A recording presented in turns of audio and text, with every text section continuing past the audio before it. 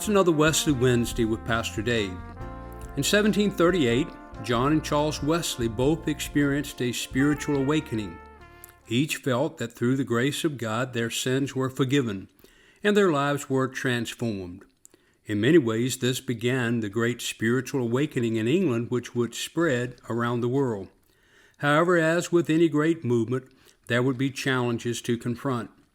One such challenge was over what has been labeled the stillness debate.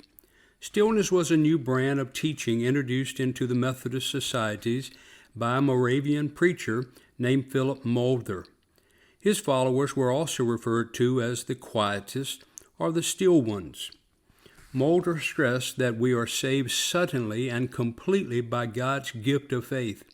Until faith comes in all of its instantaneous perfection, one must abandon all the rites of the church, the very things which the Methodists felt were ways in which we experience God's grace.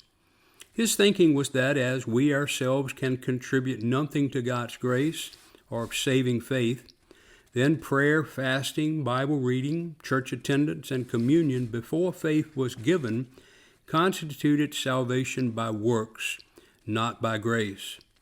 Mulder insisted that Wesley had misled the Methodist societies by insisting that they practiced these spiritual disciplines prior to having been assured of their salvation. Scripture references used to support this view are Psalms 46, "Be still and know that I am God." In Psalm 62, "For God alone my soul waits in silence." And in Lamentations 3:26, "It is good that one should wait quietly for the salvation of the Lord."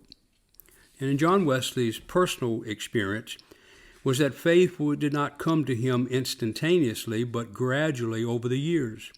You might remember that another Moravian preacher, Peter Bowyer, had instructed John to preach faith until you have faith, which was a direct contradiction to this new teaching of stillness.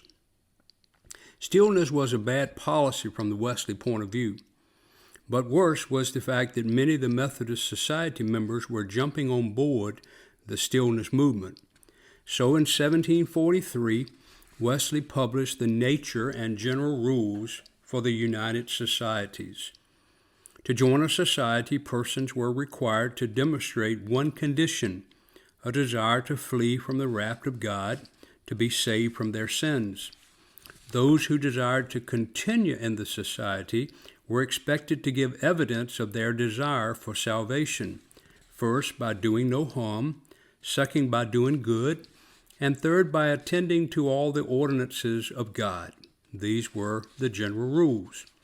Now, by ordinances, John meant practicing the means of grace, outward signs, words, or actions ordained by God, such as prayer, fasting, Bible study, attending worship, hearing the word preached, partaking of the Lord's Supper, love of neighbor, which included acts of kindness and mercy to those in need.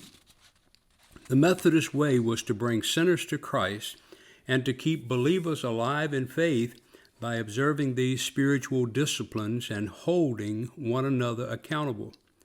Those of the Quietist or Stillness way believed that those justified by faith were free from the law and certainly from Wesley's commands to observe any means of grace. Wesley would, in turn, go to the Scriptures to support his views. In James, we find faith apart from works is dead and not a living faith. In the Old Testament, we are to be holy as the Lord our God is holy. And Jesus would say, when you've done it to the least of these, you have done it unto me. He would also point out that Jesus instructed his disciples, if you love me, you will keep my commandments, and that we are to love one another. Jesus said, abide in me, and you will bear much fruit. He also said, when you pray and when you fast, showing that he expected individuals to pray and to fast. We are to observe the Lord's Supper in remembrance of him.